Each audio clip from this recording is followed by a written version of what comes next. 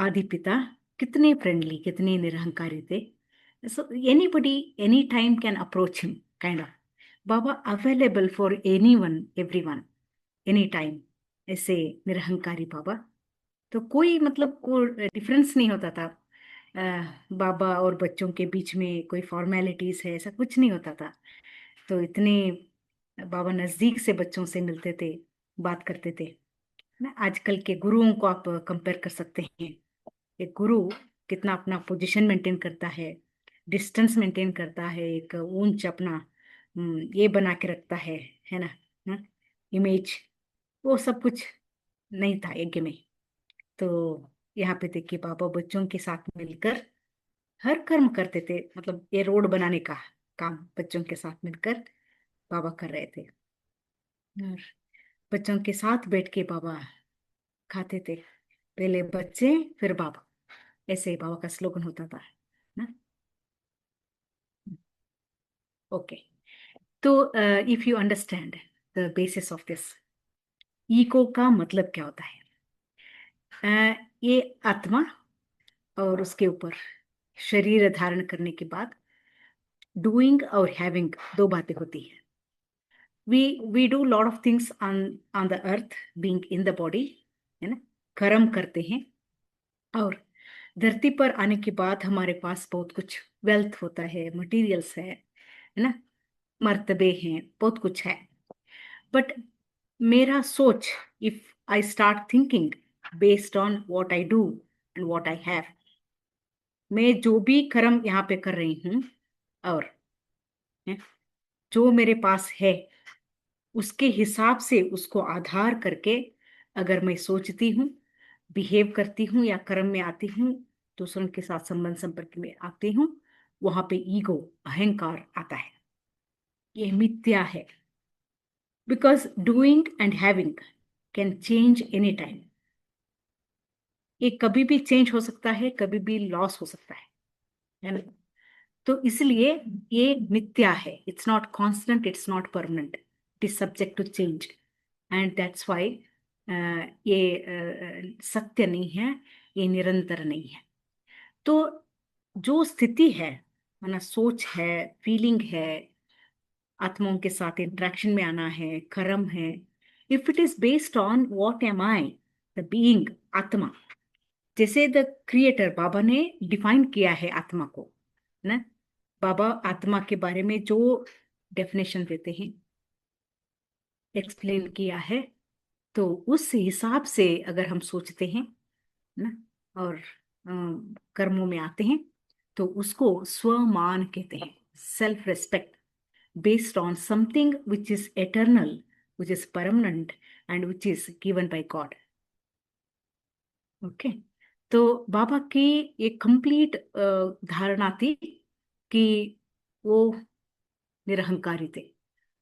One trace, simple 1% also ego नहीं दिखाई दिया बाबा के अंदर. तो आप देख सकते हैं बाबा के निरहंकारिता के एग्जाम्पल्स. हाँ.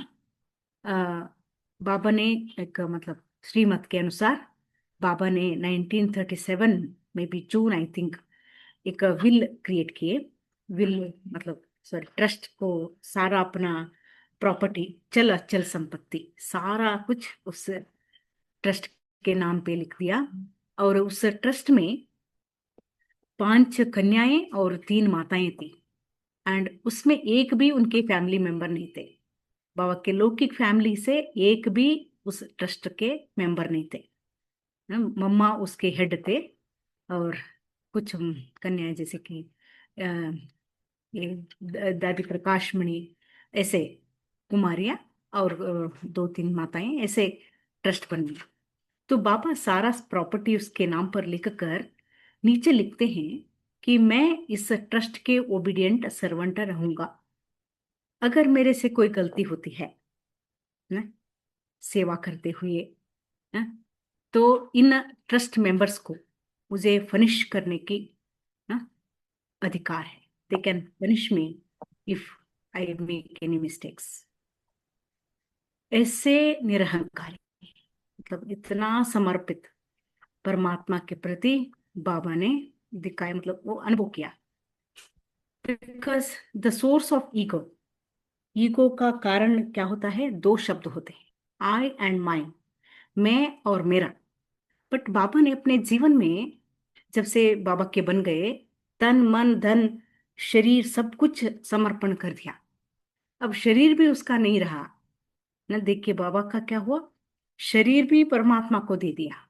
भागीरथ, भाग्यशाली रथ, उसको भी अर्पण करने के बाद बाबा ने कभी ये शब्द यूज नहीं किया। बोलते आई, मैं शब्द, मैं शब्द उसके सब कॉन्शियसनेस से भी खत्म हो गया।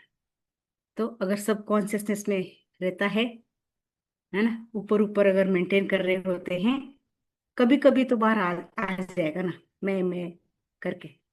तो बाबा कभी आए शब्द यूज नहीं करे, किए, मैं शब्द नहीं किया, है ना। कभी कुछ बोलना होता तो भी बाबा कहते थे, बाबा इसे समझते हैं, बाबा इसे चाहते हैं, मैं शब्द यूज नहीं किया। तो इतना पक्का हो गया था उसको, निरहंकारिता। और बाबा तो भी कहते थे, मेरा तो एक शिव बाबा, दूसरा ना कोई। तो ये तो दिखाई देता था। कभी भी बाबा, शिव बाबा के सिवाय दूसरों को न याद किया। याद किया मतलब कोई सपोर्ट के लिए, कोई सजेशन के लिए, ने ना, कोई मदद के लिए, never. He never remembered any human beings, even though लोग आए बाबा के पास, हम आपकी मदद करेंगे। जब सिंध में बहुत हंगामा मचा, लोग बहुत तकलीफ दे रहे थे बाबा को। कुछ लोग थे, like ministry of Pakistan, Sindh के मिनिस्ट्री में भी थे लोग। वो आके बाबा से बोले, बाबा आप, हाँ, एक एक स्टेटमेंट दे दो बस, हम पूरा इसको, मतलब ये लोगों को हम जेल में बंद कर देंगे। He never said it's all Baba, Baba वो जो बोलेंगे वही मैं करूंगा, है ना। तो ऐसे एक बाबा के सिवाय मेरा कुछ भी नहीं है और कोई भी नहीं है। तो ये आई एंड माइन, मैं और मेरा, समाप्त हो गया ना। बाबा के अंदर, शिव बाबा के अंदर वो, जैसे कि समुद्र में कुछ डालने के बाद कभी वापस नहीं मिलेगा, इससे, है ना। तो देखिए, जैसे शिव बाबा को समझने के लिए सूक्ष्म बुद्धि की जरूरत होती है, क्योंकि वो निराकार है ना। वो निराकार है, तो उन आंखों से दिखाई नहीं देता। सो परमात्मा को समझने के लिए दिल चाहिए, ज्ञान चक्षु चाहिए, है ना। तो पुण्य चाहिए और भक्ति का वो फल होता है भगवान को समझना। ऐसे ही ब्रह्मा बाबा को समझने के लिए भी सूक्ष्म बुद्धि की जरूरत है, क्योंकि उसका भी बहुत साधारण स्वरूप है। ब्रह्मा बाबा का भी आप देखो तो just dress, cotton dress, simple, और एकदम साधारण जीवन था बाबा का। कभी माथे पर, आजकल लोग पहनते हैं ना बाबा के अपने आप को, लंबा ऐसे नाम रखाना, और कलर कलर ड्रेस पहनना, और, है ना, गले में कुछ पहनना, ऐसा कुछ भी नहीं था बाबा का। इतने सिंपल उसके रहन सहन, है ना, बात करने की विधि विधान, सब इतना सिंपल था। तो लोगों को लगता था कभी कभी, ये ब्रह्मा कौन, है ना? ऐसे कैसे ये ब्रह्मा हो सकते हैं, है ना। तो यहाँ पे लोग धोखा खाते थे। कभी कभी बोलते हैं, जब साक्षात्कार होती थी, तो ब्रह्मा का संपूर्ण चित्र का साक्षात्कार होता था। It was like light, complete light का वो पिक्चर होता था। जब उतना अट्रैक्शन होके आते थे वो ढूंढ ढूंढ के बाबा के पास, है ना, संदेश मिलता था डायरेक्टली, मैं आ चुका हूँ, जाके इनसे मिलो। कभी कभी सब कुछ त्याग करने के बाद, है ना, त्याग का भी अहंकार आ सकता है, कि मैंने त्याग किया सबसे ज्यादा, है ना। इसलिए वो तीन शब्द, निराकारी, निर्विकारी, उसके बाद फिर निरहंकारी है। कभी संकल्प आता है ना, निराकारी मना आत्मा, आत्मस्वरूप, कंप्लीट सोल कॉन्सियसनेस। उसके बाद संपूर्ण निर्विकारी, उसके अंदर अहंकार आ जाता है, फिर भी उसके बाद भी फिर निरहंकारी है। कभी कभी चांसेस क्या होते हैं, निर्विकारी होने का भी अहंकार आ सकता है, ना। बाबा ने एक अव्यक्त मूल्य में कहा है, ब्राह्मणों को लास्ट बहुत बड़ी परीक्षा यही आएगी कि अहंकार आएगा, कि हमने त्याग किया, तपस्या की, हाँ, हम पवित्र बन गए, ऐसे कुछ सुपीरियरिटी कॉम्प्लेक्सिटी आएगी। तो इसलिए और एक शब्द बाबा ने कहा, निरहंकारिता, है ना। तो बाबा के अंदर ये कोई भी बातों का फीलिंग नहीं था, ना, कभी सोच नहीं था, कभी फीलिंग नहीं था, इसलिए कभी व्यवहार में दिखाई नहीं दिया। तो कहते हैं हमेशा अपना अस्तित्व मिटाना चाहते थे बाबा। शिव बाबा को इतना ऊपर, मतलब अपने ऊपर ले लिया कि बाबा के भी बहुत वंडरफुल विचार सागर मंथन के ज्ञान के पॉइंट्स होते थे। बच्चों को समझाते थे, डायरेक्शन देते थे, हैं? पालना किया सबकी। पर हमेशा बोलते थे, बच्चे क्या समझो, शिव बाबा सुना रहे हैं। हर बात जो ब्रह्मा के मुख से आता वो सब श्रीमत है, स्वयं परमात्मा शिव बाबा हाँ, रहे हैं, करा रहे हैं। तो ऐसे कहीं पे भी अपना नाम आने नहीं देते थे। और बच्चों को हमेशा कहते थे, बच्चे इतना कठिन शब्द भी यूज कर लेते थे, अगर ब्रह्मा को याद किया ना, है ना, तो पाप लगेगा, ऐसे भी बोल देते थे बाबा। क्योंकि क्या होता है, आत्मा को बाबा के साथ अटैचमेंट हो जाता था। वो प्यार ही ऐसा था, है ना, वो एकदम परमात्मा जैसा वो प्यार था। तो बोलते हैं यज्ञ में कभी भी बाबा ने पब्लिक स्पीच नहीं किया, कहीं पे भी। इतने सारे इनविटेशंस आते थे, है ना, धर्म सभाओं में जाने के लिए, कभी फॉरेन से भी इनविटेशंस आने लगे थे। जैसे कि Dadi Prakashmani, Dadi Ratan Mohini, 1954 I think, they went to Japan, ना, एक धर्म सभा में अटेंड करने के लिए। और कहीं बाहर भी ना भाषण करने के लिए भी इनविटेशंस आते थे। कभी भी बाबा नहीं जाते थे बाहर, पब्लिक स्पीच नहीं किया कभी भी। ओके। तो हमेशा क्या किया, दादियों को ट्रेनिंग दिया। तो दादी जानकी बोलते थे, बाबा बिठा के उनको मुख से कहलवाते थे, मतलब एक एक कोर्स का चित्र रख के इसको कैसे एक्सप्लेन करना है। अगर कोई जिज्ञासु ऐसे प्रश्न पूछता है तो उसका आंसर क्या होना चाहिए। अगर आप पब्लिक में जाते हो, ऐसे संस्था में जाते हो, तो वहां पे आपका भाषण क्या होना चाहिए। और होता था, ये ट्रेनिंग होता था कंटिन्यूसली। तो बाबा ने उन लोग को ट्रेन करके उसको आगे किया, दादियों को आगे फेमस किया।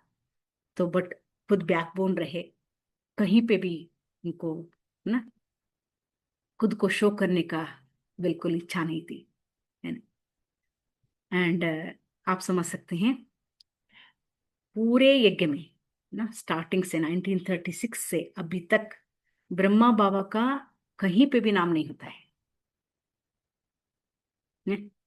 ऑफिशियल लेटर्स है, रजिस्ट्रेशन है, कुछ भी है ना, ब्रह्मा बाबा का नाम कहीं पे भी नहीं है।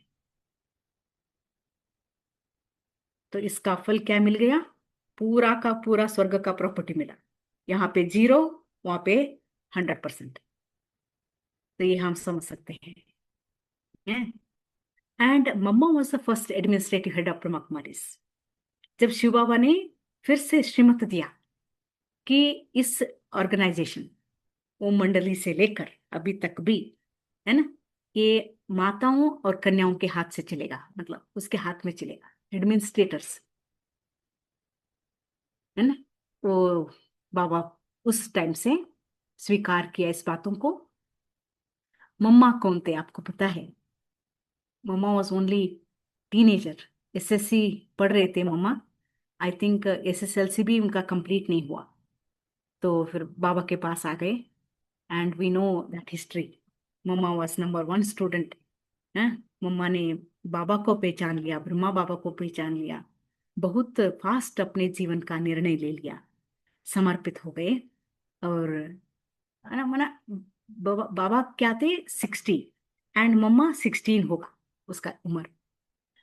तो मम्मा को हेड बनाना है, अपनी, मतलब वो भी तो ब्रह्मा कुमारी है ना, अपनी मानस पुत्री, उसको हेड बना के उसके ऑर्डर सुनना, कैन यू इमेजिन दैट? निरहंकारिता कौन कर सकता है ऐसा दुनिया में?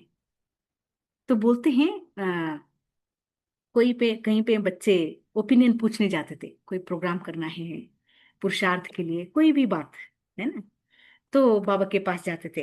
बाबा आप क्या सोचते हैं, क्या करना चाहिए? तो बाबा क्या बोलते थे? जाओ बच्चे मम्मा से पूछ के आओ, पहले मम्मा से पूछना चाहिए। देखो, और मम्मा क्या बोलती थी? अरे मम्मा, मम्मा कैसे बोलेगी? बाबा का होते हुए बाबा बेटे हैं, तो पापा को पूछना चाहिए ना। ऐसे थोड़ी होता है मम्मा कुछ बोलेगी, मम्मा का कोई ओपिनियन नहीं होता है। तो फिर मम्मा बाबा को लिए बोलते थे। So this was that number one पदवी, पद दोनों का, है ना। दोनों एक दूसरे का इतना रिस्पेक्ट करते थे, इतना स्ट्रॉन्ग अंडरस्टैंडिंग था दोनों के अंदर। तो इसलिए वो पूरे ब्राह्मण परिवार के लिए एग्जाम्पल रहे। तो बाबा हमेशा मम्मा को रिस्पेक्ट देते थे, मम्मा को आगे रखते थे, मम्मा की बातों को सुनते थे, है ना। ऐसे निरहंकारी ब्रह्मा बाबा थे। नहीं तो you can imagine at that age, है, मम्मा टीनेजर है, कोई लाइफ का एक्सपीरियंस नहीं है, दुनियावी एक्सपीरियंस नहीं है, but because she was number one in gyan, because she was appointed by directly Shiv Baba, Brahma Baba ने उसको इतना मतलब स्वीकार किया। मम्मा और बाबा कभी भी बच्चों को ऑर्डर नहीं करते थे बैठ के कि तुम ये करो तुम वो करो, बिल्कुल नहीं। कुछ भी सेवा होता था तो बाबा और मम्मा फर्स्ट करने लग जाते थे। इवन वो गोबर का गोला भी बनाना होता ना, हाँ, वो भी बाबा मम्मा पहले शुरू कर देते थे, तो बच्चे के देख के फिर ज्वाइन हो जाते थे। हाँ, तो बोलते हैं एक में बाबा रोटी भी बनाते थे और वेजिटेबल्स कट करते थे। बोलते बाबा का वेजिटेबल कट करने का जो स्पीड होता था दूसरों से 3-4 गुना ज्यादा होता था। और एक्यूरेट वो पीसेस जो होते थे, जैसे कि मेजर करके किसी ने कट किया हो, है ना। Speed and accuracy is because of the purity, जिसकी बुद्धि स्वच्छ है, शुद्ध है, एक एक एकाग्र है, एक बाबा की याद में है, तो उनका काम करने का स्पीड और एक्यूरेसी ज्यादा होता है। वो प्रैक्टिकली बाबा के लाइफ में देखते थे। तो बाबा हर कर्म स्वयं करके सिखाते थे, तो फिर बच्चे उसको करने लगते थे, हाँ? तो कौन से ऑर्गेनाइजेशन में ऐसा होता है? कहीं कहीं पे हमने नहीं सुना है। तो हाँ, तो ये बेगर टू प्रिंस, तो Baba made himself as a beggar to become first Prince.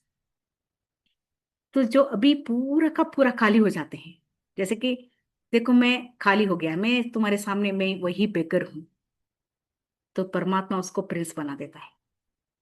अगर कोई फील करता है हाँ मेरे पास भी है ना, पैसा है, दौलत है, बैंक बैलेंस है,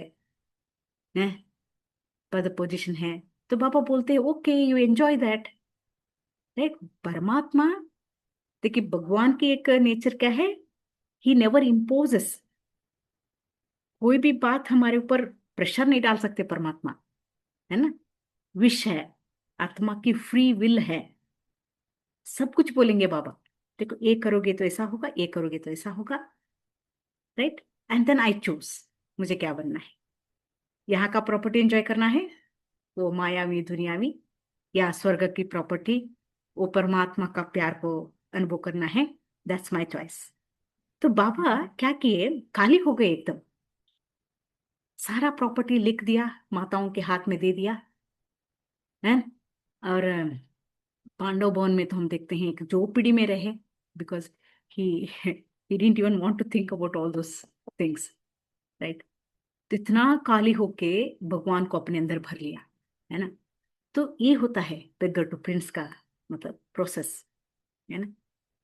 तो बोलते हैं बाबा कभी सारा प्रॉपर्टी लिखने के बाद कभी पैसा काउंट नहीं किया, अपने पास पैसा नहीं रखा है।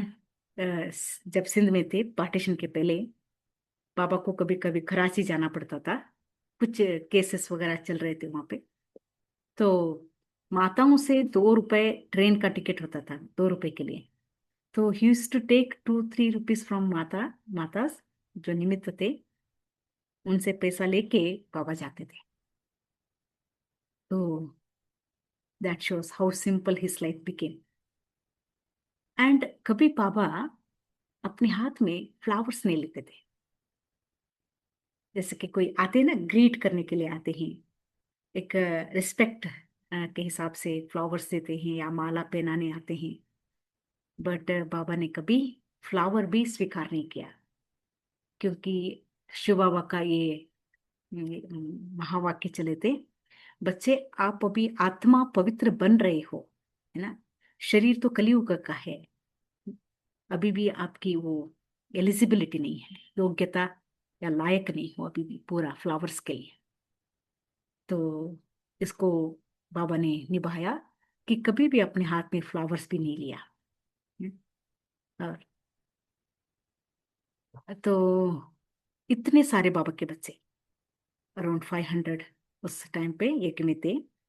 तो 14 साल उन सबकी पालना भंडारे से हुआ। वो तो ब्रह्मा बाबा का सारा संपत्ति था। तो बच्चे कभी कभी जाके बाबा से बोलते थे, दादिया, बाबा, हम आपका ही खा रहे हैं ना, आपके ही ना इसमें पल रहे हैं ना। तो बाबा कभी बोलने नहीं देते थे गलत है। तो वो तो कौड़ी आती बच्ची, तो जिसका था उसको अर्पण हो गया है। तो बाबा हमेशा क्या सोचते थे, तेरा तुझको अर्पण, क्या लागे मेरा। जो परमात्मा का था परमात्मा का हो गया, उसने स्वीकार किया, ये हमारा भाग्य है ना, ये हमारा भाग्य है। भाग मतलब इसको घर, ईगो ईगो रखने की बात ही नहीं है इसमें, है। तो ये भाग्य की बात है, खुशी की बात है, सेवा की बात है बच्चे। कभी भी ये नहीं सोचो कि ये ब्रह्मा बाबा का था, ये तो शिव भोले भंडारी है, उसका ही भंडारा, उसका ही भंडारी है।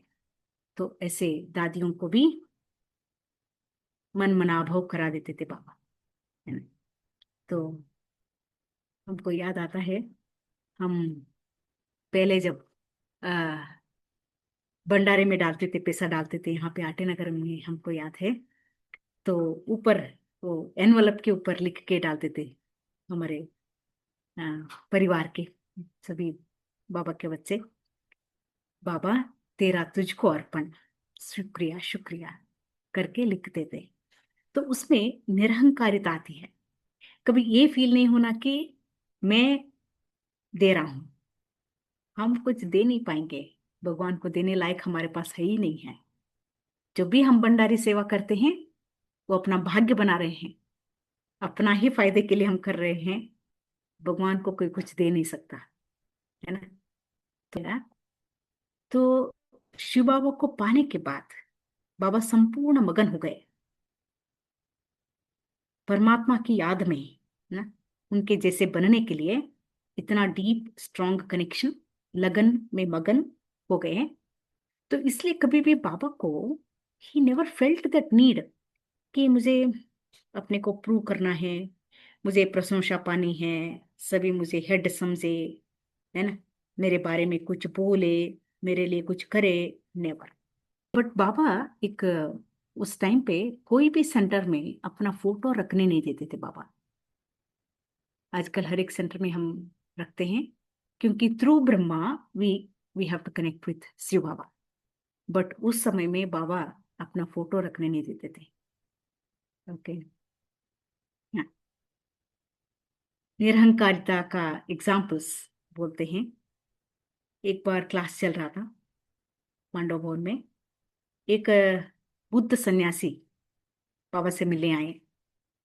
तो उस समय में बेगरी पार्ट था वो, आपको पता है बेगरी पार्ट में ना, अ, ज्यादा पैसा भी नहीं था, और खाने पीने की चीजें भी कम थी, और मटेरियल भी कम था। उस समय में पांडव भवन में ओनली 3 चेयर होते थे, वो भी ये लोहे के होते हैं, थोड़ा जंग लगा हुआ ऐसा वाला। एक बाहर वॉचमैन के लिए होता था, एक बाबा को बैठने के लिए होता था, और एक विजिटर के लिए होता था। ऐसे, ओनली 3। और कुछ बेंच की जरूरत पड़ेगी तो वो स्टोन से बना के यूज करते थे। स्टोन को एक के ऊपर एक रख के उसको जैसे बेंच हिसाब से यूज करते थे। तो वो स्थिति थी।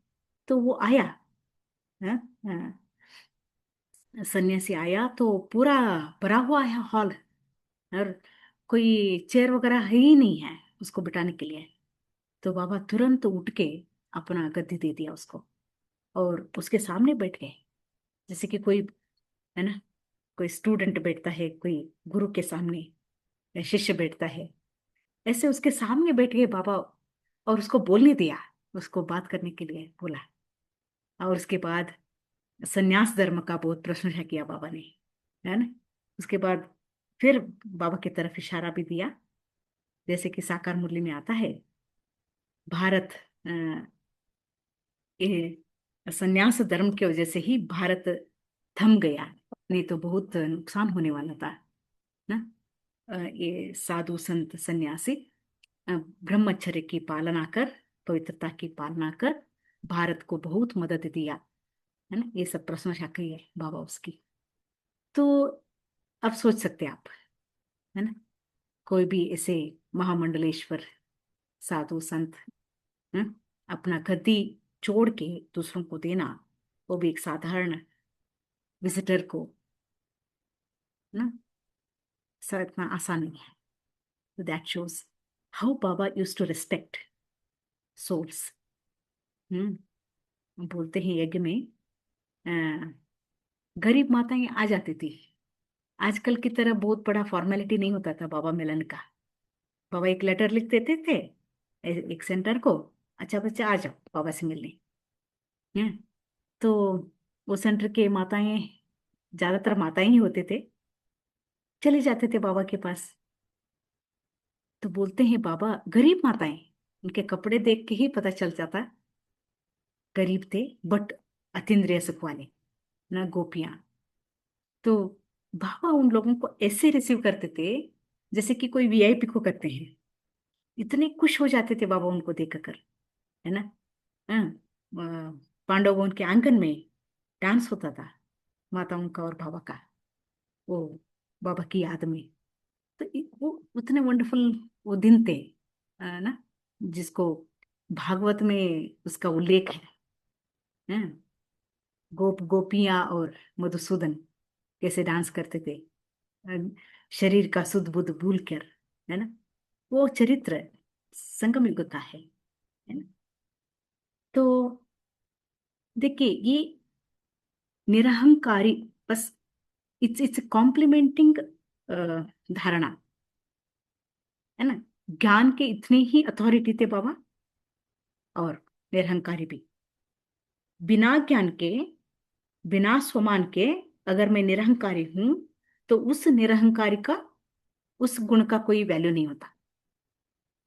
नोबडी रिस्पेक्ट्स अस, ओनली निरहंकारी है, ओनली निरहंकारी है ना। तो उसका मान नहीं है। आप इतने बड़े ज्ञानी भी हो, त्यागी भी हो, तपस्वी हो, सेवादारी हो, है ना, इतना सब कुछ होने के बाद आप निरहंकारी हो, तो that takes lot of value. वो था बाबा के लाइफ में। तो दोनों का बैलेंस चाहिए। ओनली निरहंकारी होना तो ऑर्डिनरी बात है।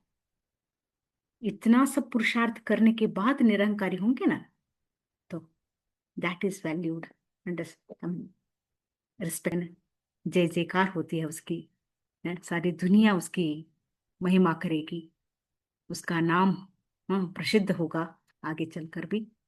बट खुद अपने बारे में कभी कुछ नहीं बोले बाबा।